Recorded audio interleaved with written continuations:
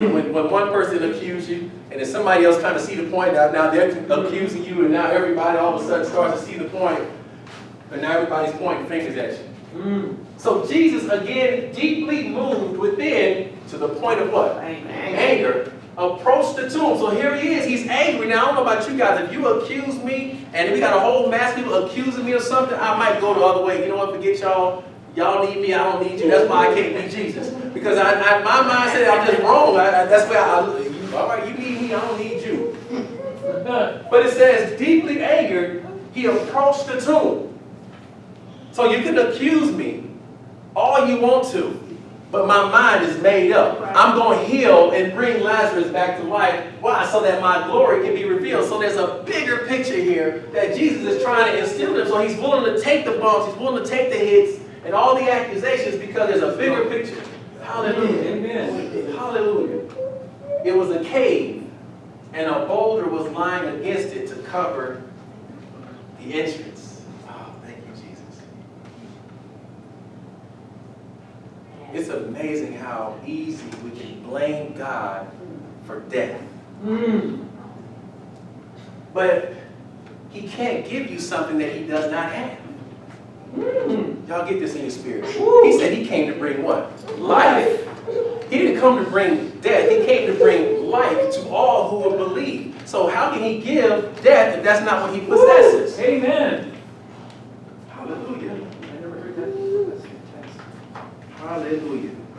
Let me go to verse 40, because this is a beautiful thing. So he's at the tomb. He's at the tomb. And he's getting ready to work his miracle. He's getting ready to do what Jesus does. Amen. So he says to her, did I not say to you that if you believe in me, you will see the glory of God? The expression, come on y'all, the expression of his excellence. You ever chastise somebody and start off with those words?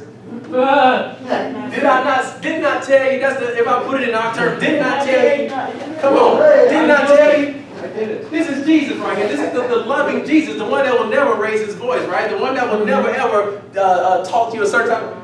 Did not tell you that if you believe, you'll see the glory of God. This is the confidence in himself, knowing who he is. Skeptics would have blamed it on medicine to create reasonable doubt and to or even discredit the severity of Lazarus' situation had he come in 3 days, right? Because there was still hope that something else would have worked. I love this whole story. There's just some things that we have to understand that just has to die. Sometimes relationships are really bad and we fight to hold on to them. Some of those things just have to die. A house that you're holding on to, going into foreclosure, you fight, sometimes that has to die. Repossessions of cars, sometimes things has to die. Y'all with me today? Jobs that we're holding on to, sometimes those things have to die, because if they don't die, then we will never see God glorified in our situation. Amen. We keep fighting and fighting and fighting in our own might, and God is just sitting back waiting. The Lord is just sitting back just waiting. But it's when you give up, it's when the hope is lost, that's when he shows up on the scene. Wow. Thank you, Jesus. Hallelujah. Hallelujah. Hallelujah. Hallelujah. Glory to God.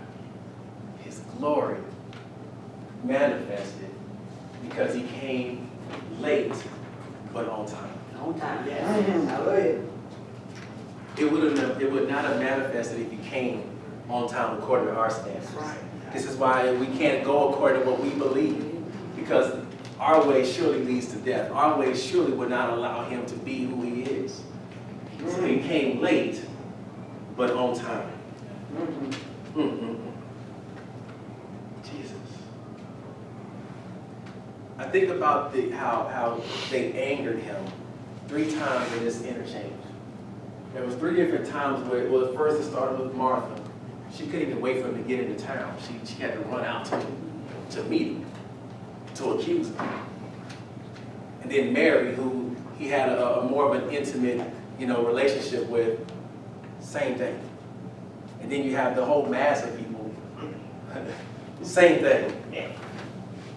But if anybody here can give God a praise that his mind is made up on your life, is there anybody here that can give God a praise that no matter how short you fall in your faith, that when his mind is made up to bless you, that there's nothing that you can do to change it? Glory to God. Hallelujah.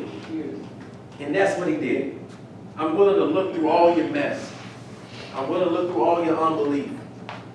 Even your willingness to start on plan B. Come on, somebody. Amen. How many of us got to have a plan B? We didn't have a plan B in our lives at some point. We all had a plan B, or C, or D, or E. And he said plan A was never dead. Plan A was never dead. Amen. Just roll back the tune. Because I told you that if you believed in me, you will see the glory of God. Amen. So some of us need to go back and revisit our plan A, because it was never dead, it was asleep. Glory. You missed that one. Oh, that's all right, Lord. Lord have mercy. Thank you. If you just have enough faith to roll the tune back. Yes. Amen. Just have enough faith to just move the tune so that you can have direct access to your plan A. God says, I will move on your behalf and my glory will manifest and it will rise. He will call your situation that you thought was dead and say, get up. Amen. Woo. Get up. He just said 3 words, Lazarus, get up. And he came back to life. He can do the same thing for any situation that we're in. Anything that we thought was dead, any situation that we think doesn't have any way out, Lazarus, get up. Your situation, get up. Whatever that thing is, get up. Get up. We just got to have the faith to roll the tune back and face it one more time. Amen. Come on, somebody. Oh, yes. Hallelujah. Glory to God. And this is the God we serve. Hallelujah. 41. So they took away the stone, and Jesus raised his eyes towards heaven and said, Father, I thank you that you have heard me. I knew that you always hear me and listen to me, but I have said this because of the people standing around. Those that are paid to mourn, unbelief. Those that saw but still had unbelief. Amen. It had to be done with all of these people so that they can see who I am and who you are. Just because he didn't move when they called doesn't mean he wasn't working. That's right. That's right. So they expected him 2 days before, but he was praying. Oh God. So sometimes we get caught up in situations where we just got to up and go. Somebody's expecting of us, we just got to move, right? We act first. But in this case, he didn't move. He waited 2 days. What do y'all think he was doing during them 2 days? Praying. He was praying. It says so right here. He looked to the heavens and said, Father, I thank you that you have heard me. He must have had to say something for him to hear him, right? Amen. So he was praying while Martha and Mary is accusing him of not being an on-time God. Jesus was too busy on his knees praying about the situation. That's a lesson for us all right there. Come on, somebody. We got to stop acting first and start praying first. Amen. And then he will lead our steps and he will anoint and empower the situation so that we can actually live again. Amen. I knew that you always hear me and listen to me, but I have said this because of the people standing around. So the confidence was always there. I know that you're going to do something. So it had to happen this way so that everyone else could see it. But I knew. Can we walk with that kind of faith? Like, I know that even though the situation looks crazy, it looks dim, it looks like there's no way out of the situation, but I know there's a way out. I know it's a way out, so I'm going to allow myself to be subject to all the accusations, all the ridicule, because I know, come on somebody, I know, Amen. Hallelujah, that it's for them, not me. They need the faith transplant, not me. Amen? Yes. And that's how we got to walk this thing out. Woo, glory to God. Hallelujah. Yes. This word was so timely. I don't know if it was for y'all or for me, but it's in my spirit today. It's in my spirit today. I just cannot get past the fact of how many plan A's how many promises that God has made in my life. And because the road got rough and I just kept hitting these walls. Not really understanding what it means to break through. I resorted to plan B. I walked away from what God promised me because it was easier to just create another plan for myself. But he's saying this morning, if you just have enough faith to roll the tune back, I will resurrect what you thought was dead. Amen. Hmm. Thank you. Is there anything too hard for God? No. No. Hallelujah. Well, I want to believe God for you today.